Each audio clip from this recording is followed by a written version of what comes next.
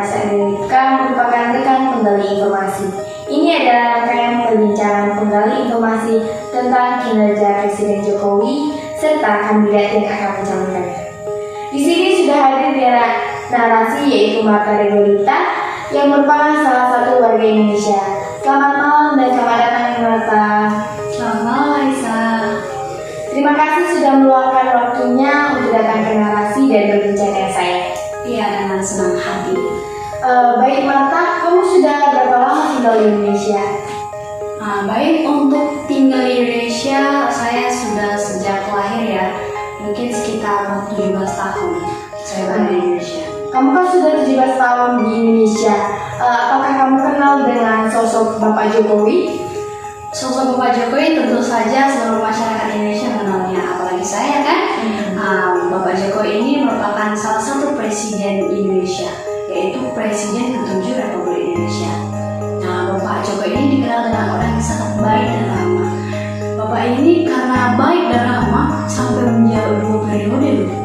Wah, lama banget ya. Lama juga. Nah karena itu Bapak ini ya mungkin udah banyak lah program yang dilaksanakannya selama 2 periode ini. Dan Bapak Jokowi ini juga merupakan presiden yang berasal dari keluarga yang sederhana. Bayangkan seorang presiden dari keluarga sederhana, bagaimana itu? Berarti Bapak Jokowi ini adalah orang yang pertama. Iya. Baik, tadi Marta kan mengatakan bahwa Bapak Jokowi ini merupakan presiden yang baik. Kelebihan apa sih yang dimiliki Bapak Jokowi sehingga Marta mengatakan bahwa Bapak ini merupakan presiden yang baik? Nah, untuk Pak Jokowi sendiri ini, Bapak ini dikenal dengan kekayaan intelektualnya dan moralnya. Jadi Bapak Jokowi ini orang yang sangat ramah, sehingga dia juga mudah menampung aspirasi dari setiap masyarakatnya.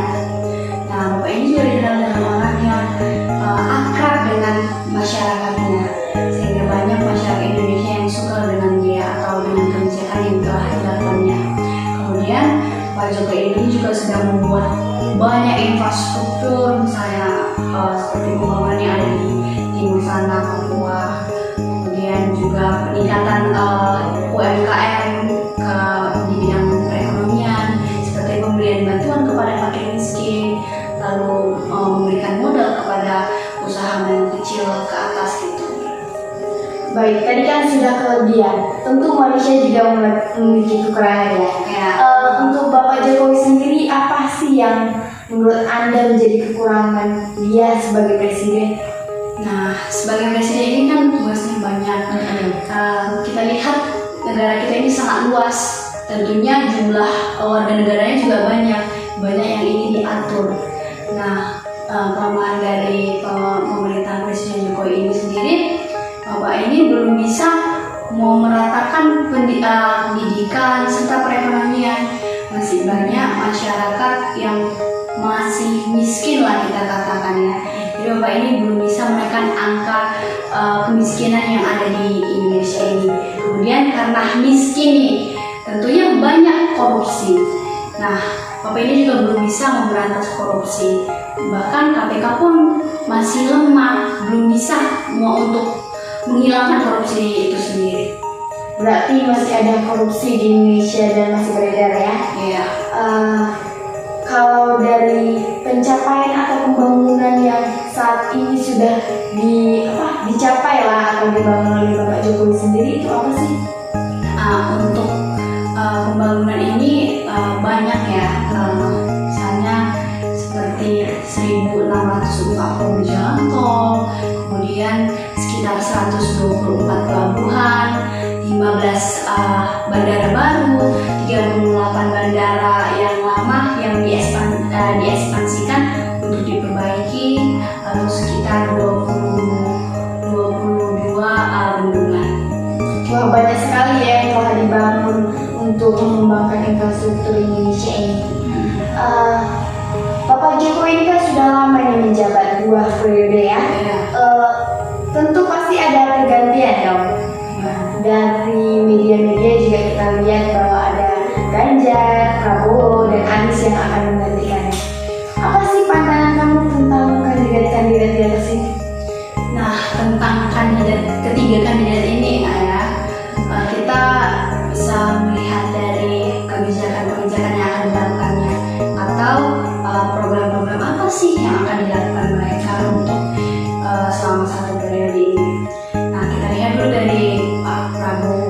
Nah, Pak Prabowo ini lebih menekankan kepada suasana pangan, kemudian pertahanan, keamanan, lalu tentang kesehatan, pendidikan. Nah, baru-baru ini ada juga program yang lagi viral loh, seperti memberikan makan gratis pada anak SMA. Wah, anak saya pasti senang nih. Ya, pasti senang ini. Kemudian kita lanjut kepada Pak Anies. Pak Anies ini lebih ke pemerataan pendidikan, kesehatan, kemudian Bapak ini ingin mengembangkan banyak pusat-pusat perekonomian, titik-titik pusat perekonomian supaya apa? Supaya tidak hanya di sekitar Jawa saja perekonomian itu bisa menyalur ke Kalimantan, Sumatera, lalu Papua. Kemudian kalau Pak Ganjar Pranowo ini lebih menekankan kepada stabilitas pangan, kemudian pendidikan juga. Nah, dari kebijakan atau program yang akan mereka lakukan itu agak sebenarnya kita bisa katakan semua program yang mereka buat ini kita butuhkan, sangat dibutuhkan oleh masyarakat Indonesia. Karena daripada itu siapapun yang akan terpilih menjadi presiden selanjutnya di tahun 2024 ini, semoga mereka bisa menjalankan program-programnya dengan baik. Dan untuk setiap mungkin capres atau cawapres ini ya, saya mendukung ketiga pasangan ini karena program mereka sudah cukup baik. Baik, tadi kan Bapak Jokowi ini sedang mengembangkan infrastruktur di Indonesia. Hal apa saja sih yang harus difokuskan supaya dibangun di Indonesia ini untuk mengembangkan Indonesia oleh presiden yang akan datang? Nah, untuk presiden yang akan datang, kita ini kan masih negara berkembang.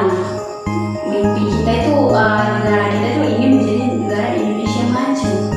Nah, dari Indonesia maju ini kan pelapornya Bapak Presiden Jokowi.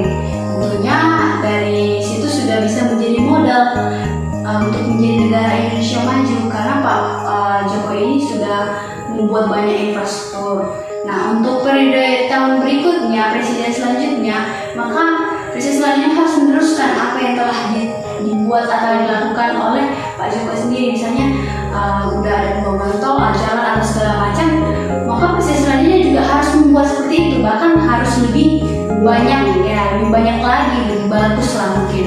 Kemudian di sektor perekonomian juga harus ditingkatkan tuh, kayak titik-titik perekonomian itu jangan hanya di ibu kota saja, melainkan bisa disebarkan ke tempat pulau yang lain.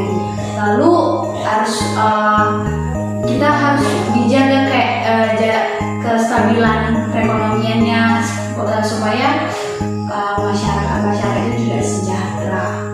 Lalu di bidang kesehatan juga presiden selanjutnya juga harus memperhatikan pembangunan bidang kesehatan seperti pembangunan puskesmas di daerah pelosok, terus mengembangkan pelayanan kesehatan seperti obat-obatan kayak seperti kita tahu di arah timur sana Papua ya mungkin masih terbatas.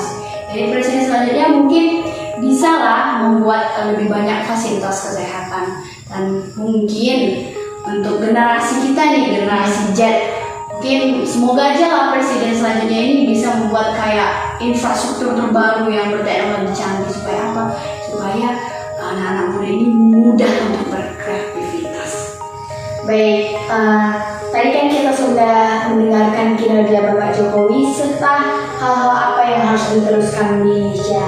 Baik, terima kasih untuk Marta sebagai narasumber yang telah datang di acara ini. Ya, sama Marisa. Baik, selamat malam.